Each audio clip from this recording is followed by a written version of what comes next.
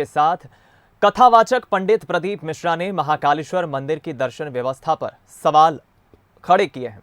कथा के दौरान प्रदीप मिश्रा ने नाराजगी जताते हुए कहा कि हजारों किलोमीटर दूर से आने वाले भक्तों को ठीक से दर्शन नहीं मिलता। मंदिर के कर्मचारी उन्हें धकेलते हैं। भक्तों को अपने भगवान के दर्शन तो करने दो। दरअसल उज्जैन में प्रदीप मिश्रा की शिव पुराण कथा चल रही है। कथा सुनने आए भक्त बाबा महाकाल के दर्शन करने पहुंचे और उन्हें सही से दर्शन नहीं हुए, जिस बारे में उन्होंने पंडित प्रदीप मिश्रा से शिकायत की। और इसी बात को लेकर प्रदीप मिश्रा ने कथा के दौरान मंदिर में तैनात अधिकारियों से कहा कि अपनी सेवा का अभिमान मत करो। तुम्हारे भाग्य अच्छे हैं जो महाकाल ने अपनी सेवा में लगा रखा है, वरना तुम्हारे जैसे न जाने कितनों का महाकाल ने झारखंड के जंगलों में छोड़ रखा है, जो रोज गोलियां खा रहे।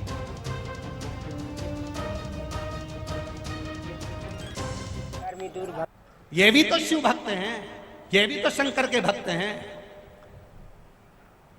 एक व्यक्ति के भीतर भी अभिमान नहीं आना चाहिए कि मैं महाकाल के मंदिर में इनको इस भाव से दर्शन करा सकता हूं।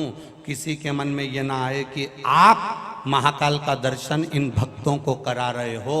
यह अभिमान आपके भीतर नहीं आना चाहिए। वो तो महाकाल ने ना जाने कौन से तेरी भाग्य अच्छे होंगे जो तो तेरी ड्यूटी महाकाल ने अपने चरणों में लगा कर रखी है। ये तेरा किस्मत है।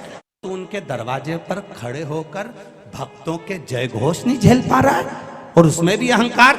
हम दर्शन कर रहे हैं, जाओ, धक्का धक्का धक्का। अरे एक क्षण उस काल अधिपति से नैन तो मिलाने दे रहे, एक क्षण उसका दर्शन तो करने दो रे। पैसा लगाकर हजारों किलोमीटर से लोग आते हैं, उनको दिल से दिल तो लगा लेने दो रे।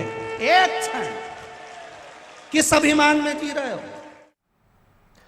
तो सुना आपने पंडित प्रदीप मिश्रा ने जिस तरह से इस मसले को उठाया है और तमाम उन अनेकों भक्तों की भी आवाज को एक तरह से बुलंद करने का काम किया है। चलिए इस खबर पर और बातचीत करेंगे। हमारे संवाददाता संतोष कृष्णानी उज्जैन से इस वक्त लाइव जुड़ गए। संतोष, पहली दफा नहीं है, अक्सर हमने उज्जैन से इस तरह की खबरें आती देखी है, जहां दूर दराज शहरों से, अलग अलग राज्यों से आने वाले भक्त शिकायत करते हैं कि मंदिर की दर्शन व्यवस्था में बदलाव होना चाहिए। वो निराश होते हैं। अब स्वयं पंडित प्रदीप मिश्रा, जो खुद महाकाल के भक्त भी हैं, उन्होंने एक बड़ा ऐलान तो किया है, आग्रह भी किया है और तमाम उन भक्तों की आवाज को बुलंद करने का काम किया है। बिल्कुल दीपक, हम कई बार ऐसे मसले को उठा चुके हैं कि बाबा महाकाल की शरण में लाखों लोग आते हैं। अभी तो पूरे देश से नहीं, पूरे विश्व से देश से श्रद्धालु बाबा महाकाल का नतमस्तक कर आशीर्वाद लेने आते हैं। तो कहीं ना कहीं हजारों किलोमीटर की यात्रा करके जब यहाँ पहुंचते हैं तो उनको यहाँ के जो मंदिर कर्मचारी हैं या मंदिर के अधिकारी हैं, जैसे ही वो लाइन में लगते हैं और जैसे ही बाबा के सामने आते हैं तो तत्काल उनको धकेला जाता है। यहाँ तक कि इनके साथ कई बार तो बदतमीजी से आवाज की जाती है, क्योंकि बाबा महाकाल के दर पे आते हैं तो वो आशीर्वाद लेने आते हैं, बाबा से लेन मिलाने आते हैं, बाबा को निहारने आते हैं, बाबा से कुछ मांगने आते हैं। लेकिन जैसे ही लाइन में उनका नंबर आता है तो तत्काल वहां पर जो कर्मचारी तैनात रहते हैं कि वो वहां से धकेलते हुए नजर आते हैं। कई बार तो श्रद्धालुओं पर इतनी चिल्ला चोट करते हैं कि आप यहाँ से निकलिए। मतलब कहीं ना कहीं वो बाबा के सामने ही रंगदारी करते हुए नजर आते हैं। जबकि अधिकारियों को सहजता से, जो श्रद्धालु देश विदेश से आता है, काय के लिए आता है? बाबा महाकाल के नतमस्तक होकर आशीर्वाद लेने आता है।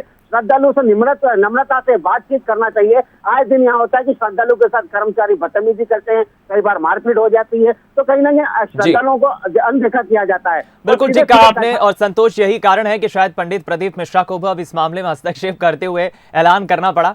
बहुत शुक्रिया आपका इस बातचीत के लिए। और चलिए बुलेटिन में रुक कर